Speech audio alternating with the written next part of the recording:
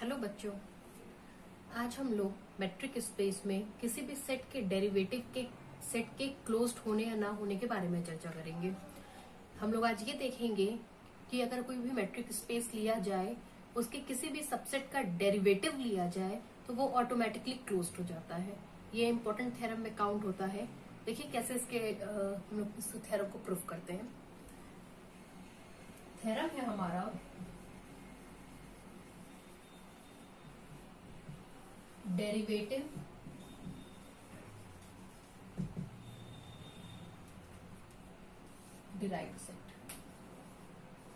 derived set of any subset in a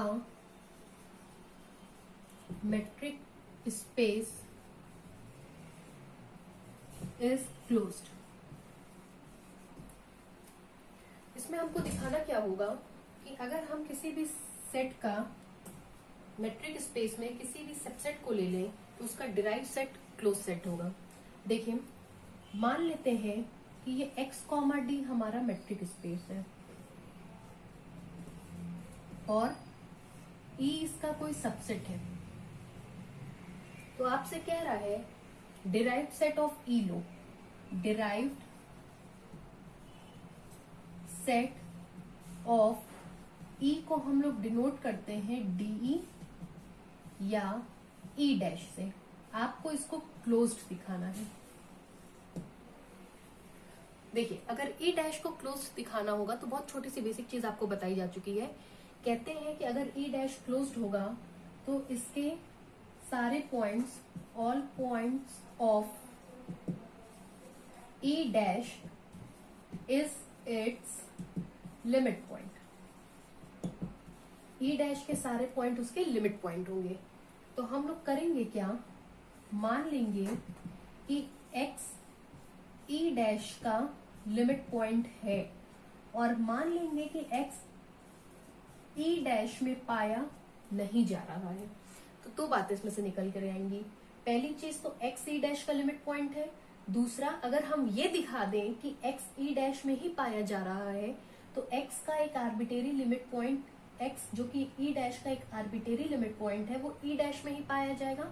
और अगर e dash के सारे पॉइंट उसके लिमिट पॉइंट बन गए तो e डैश क्लोज्ड हो जाएगा। लेकिन आपको पता है कि लिमिट पॉइंट प्रूफ करने के लिए हम लोग कॉन्ट्राडिक्शनरी मेथड का यूज करते हैं। इसलिए हमने ये तो मान लिया कि x e डैश का लिमिट पॉइंट है, लेकिन ये मान लिया कि x e डैश में पाया नहीं जा रहा है।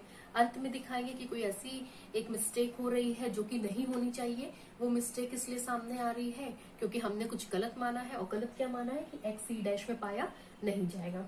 चलिए, अब हम लोग अपने इसके प्रूफ पे आते हैं। प्रूफ में हम लोग जितनी चीजें मैंने यहाँ सपोज की वैसे ही सपोज करेंगे। मान लेंगे x, d हमारा कोई मेट्रिक स्पेस है और ex का कोई सबसेट है। अब हम डिराइव्ड सेट ऑफ e की बात करेंगे। डिराइव्ड सेट ऑफ e, तो हम इसको डिनोट करेंगे de या e डैश से। जिसपे आपका हाथ सेट हो आप वो लेकर के चल सकते हैं। अब हमको प्रूफ करना है, टू प्रूफ दैट, अब हमको ये सिद्ध करना है कि e डैश क्लोज्ड होगा। इसके लिए हम मानेंगे, क्लोज्ड दिखाने के लिए उसका एक लिमिट पॉइंट मान लेंगे और मान लेंगे वो उसमें पाया नहीं जा रहा है। अंत में कुछ कॉन्ट्रडिक्शन मिलेगा, बात गलत साबित होगी और फाइनली कहेंगे कि नहीं, उसका लिमिट पॉइंट उसी में ही पाया जाएगा और जैसे ही उसमें पाया जाएगा वो सेट हमारा क्लोज्ड हो जाएगा। मान ले रहे हैं let x is the limit point of e dash such that x does not belongs to e dash. देखिए, दो बातें होती हैं। अगर x e डैश में पाया जाता है तो इसका मतलब होता है x is limit point of e। और अगर x e में पाया नहीं जाता है तो हम लोग कहते हैं e डैश में x is not limit point of e। ये आपको इतना याद करना पड़ेगा। अब यहाँ देखिए, यहाँ कह रहे हैं since x does not belongs to e dash, इसका क्या मतलब होगा, x is not the limit point of E. अगर एक्स ई का लिमिट पॉइंट नहीं है तो उसका साफ मतलब ये है कि किसी न किसी रेडियस के लिए एक्स को सेंटर मान करके एक ओपन स्पेयर ऐसा मिल रहा होगा जो ई से इंटरसेक्ट करके वैल्यू इक्वल टू 5 दे रहा होगा। मतलब this implies there exist some कोई एक r greater than 0 such that x को सेंटर r को रेडियस मान करके जो ओपन स्पेयर आप बनाएंगे वो e से इंटरसेक्ट करने के बाद x को बाहर निकालने के बाद वैल्यू इक्वल टू 5 दे रहा होगा। दिस इंप्लाइज, इसको हम लोग लिख सकते हैं एस एक्स आर, या इसको आप सीधे सीधे कहते हैं इक्वेशन नंबर 1। बहुत आगे इसको नहीं बढ़ाएंगे। मतलब S X R intersection minus X करने पर ये वैल्यू क्या आ रही होगी, इक्वल टू 5 आ रही होगी। दूसरी बात, आपने कहा x is the limit point of E dash. Since x is the limit point of E dash, क्या मतलब हुआ इसका कि x को सेंटर मान करके किसी भी रेडियस का ओपन स्पेयर क्यों ना बना ले, वो ई डैश से इंटरसेक्ट करके वैल्यू नॉट इक्वल टू 5 देगा। मतलब अगर हम इसी r रेडियस को ले लें और x को सेंटर मान के ओपन स्पेयर बनाएं, जब वो ई डैश से इंटरसेक्ट करेगा और हम x को बाहर निकाल भी देंगे तो भी वैल्यू नॉट इक्वल टू 5 आएगी। एक बार आपको बताया गया था कि ये -x केवल तभी करेंगे जब वो इन दोनों में पाया जाए।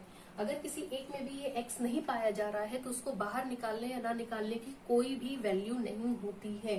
चूंकि आप देख सकते हैं x ई डैश में पाया ही नहीं जा रहा है, तो चाहे हम इस x को बाहर करें या ना करें, इट डजेंट मैटर। इसके लिए हम सीधे सीधे कहेंगे this implies S X R intersection E dash does not equal to 5। अगर आप इस इक्वेशन को ध्यान से देखें तो इस इक्वेशन का क्या मतलब हुआ। ये इक्वेशन हमको ये कहेगा कि अगर इन दोनों सबसेट्स का इंटरसेक्शन नॉट इक्वल टू 5 आ रहा है तो कम से कम एक एलिमेंट ऐसा होगा जो इन दोनों में जरूर पाया जा रहा होगा, तभी वो इंटरसेक्शन के बाद आपको वैल्यू क्या दे रहा है, नॉट इक्वल टू 5। हम मान लेते हैं let y belongs to S X R intersection E dash. चूंकि इन दोनों का इंटरसेक्शन नॉट इक्वल टू 5 है, मतलब इन दोनों के इंटरसेक्शन में कम से कम एक एलिमेंट पाया जाएगा, हमने उसको y कंसीडर कर लिया। हमने मान लिया कि y कोई ऐसा एक एलिमेंट है जो इन दोनों में पाया जाएगा। फिर देखिए, अगर y इन दोनों में पाया जाएगा तो अलग अलग किया जाए तो मिलेगा y belongs to S X R, और बीच में इंटरसेक्शन है तो एंड आएगा, साथ ही साथ मिलेगा y belongs to E dash. अब इसको एक बार देखिए और एक बार इसको देखिए, दोनों का क्या क्या मतलब हुआ। एक आपको रिमार्क बताया गया था जब नेबरहुड पढ़ाया जा रहा था, तो कहा गया था कि ओपन स्पेयर खुद में पाए जाने वाले सारे पॉइंट्स का नेबरहुड होता है। चूंकि y इस ओपन स्पेयर में पाया जा रहा है तो एस एक्स आर y का नेबरहुड होगा। दूसरी बात, y belongs to E dash, अभी जस्ट मैंने यहाँ से रब कर दिया, अगर y ई डैश में पाया जा रहा है इसका मतलब y ई का लिमिट पॉइंट है। देखिए, since y belongs to E dash, इसका क्या मतलब होगा, y is limit point of E। और दूसरा है since y belongs to S X R, इसका क्या मतलब होगा, S X R is neighbourhood of y। अब देखिए लिमिट पॉइंट की डेफिनेशन पे आ रहे हैं। अगर y e का लिमिट पॉइंट है तो y को सेंटर, y का कोई भी हम नेबरहुड क्यों ना ले लें, वो e से इंटरसेक्ट करने के बाद y को बाहर निकालने के बाद वैल्यू नॉट इक्वल टू 5 देगा। फिर से बोल रहे हैं, since y is limit point of e, इसका क्या मतलब होगा, every neighbourhood of y contains infinitely many point of E. ये थ्योरम मैंने आपको नेबरहुड के जस्ट बाद बताया था कि अगर y e का लिमिट पॉइंट है तो y का हर एक नेबरहुड e के इनफाइनाइटली मेनी पॉइंट को कंटेन करेगा। Since S X R y का एक नेबरहुड है, इसका मतलब एस एक्स आर ई से इंटरसेक्ट करके वैल्यू नॉट इक्वल टू 5 देगा, क्योंकि y का हर एक नेबरहुड ई से इंटरसेक्ट करने के बाद इनफाइनाइटली मेनी वैल्यूज देगा। इस कारण से ये वैल्यू नॉट इक्वल टू 5 आ गई। क्योंकि ये दोनों एक दूसरे में इनफाइनाइटली मेनी पॉइंट्स कंटेन करते हैं। इनफाइनाइटली मेनी पॉइंट्स में से अगर हम एक पॉइंट बाहर निकाल भी दें तो भी कोई फर्क नहीं पड़ेगा। तो चलिए इसमें से हम x को बाहर निकाल दें तो मिलेगा S X R intersection E. इस शब्द पे ध्यान दीजिएगा, ये दोनों एक दूसरे के इनफाइनाइटली मेनी पॉइंट्स कंटेन कर रहे हैं। इसमें से अगर हम एक पॉइंट को बाहर निकाल भी दें तब भी ये वैल्यू हमारी नॉट इक्वल टू 5 आएगी। अब ये रहा हमारा इक्वेशन नंबर 3। अगर आप इक्वेशन नंबर 1 और इक्वेशन नंबर 3 को देखें तो इक्वेशन 1 में आपसे कहा गया है S X R intersection E minus X, S X R intersection E minus X, यहाँ पे इक्वल टू 5 और यहाँ पे आया है नॉट इक्वल टू 5। मतलब इक्वेशन 1 और equation 3 will contradict each other. दोनों इक्वेशन एक दूसरे को कॉन्ट्राडिक्ट कर रहे हैं और दोनों इस बात का विरोध कर रहे हैं कि जरूर हमसे कहीं ना कहीं कुछ गड़बड़ी हुई है, तभी हमारे ये दोनों स्टेटमेंट एक दूसरे को कॉन्ट्राडिक्ट कर गए। गलती कहाँ हुई है? यहाँ पे। This hence our supposition is wrong, hence our supposition is wrong, और तुरंत हमको मिल जाएगा x belongs to E dash. मतलब x ई डैश का लिमिट पॉइंट था और वो x ई डैश में ही पाया जाने लगा। क्या मतलब हुआ इस चीज का कि ई डैश के सारे लिमिट पॉइंट उसी में पाए जाएंगे, या ई डैश के सारे पॉइंट उसके लिमिट पॉइंट बन जाएंगे। अगर ई डैश के सारे लिमिट पॉइंट उसी में पाए जा रहे हैं तो ई डैश अपने आप में एक क्लोज्ड सेट हो जाएगा। और यही हमको प्रूफ करके दिखाना था। ये इंपॉर्टेंट है इस साल के सेशन के लिए। नेक्स्ट आज मैं एक छोटी सी डेफिनेशन आपको बताऊंगी क्लोज सेट के बारे में। कि कोई भी set closure of a set, कि किसी भी सेट का क्लोजर क्या होता है। देखिए, क्लोजर ऑफ अ सेट। अभी तक आप लोगों ने क्या क्या पढ़ा? सबसे पहले आप लोगों ने ओपन स्पेयर, क्लोज्ड स्पेयर पढ़ा था, फिर आप लोगों ने इंटीरियर पॉइंट पढ़ा था, फिर आपने ओपन सेट पढ़ा था, फिर आपने नेबरहुड पढ़ा था, उसके बाद आपने लिमिट पॉइंट पढ़ा था, क्लोज सेट पढ़ा था। अब हम लोग फाइनली अप्रोच कर रहे हैं क्लोजर ऑफ अ सेट। मान ले रहे हैं x, d कोई मेट्रिक स्पेस है और ई x का कोई सबसेट है, तो क्लोजर ऑफ ई को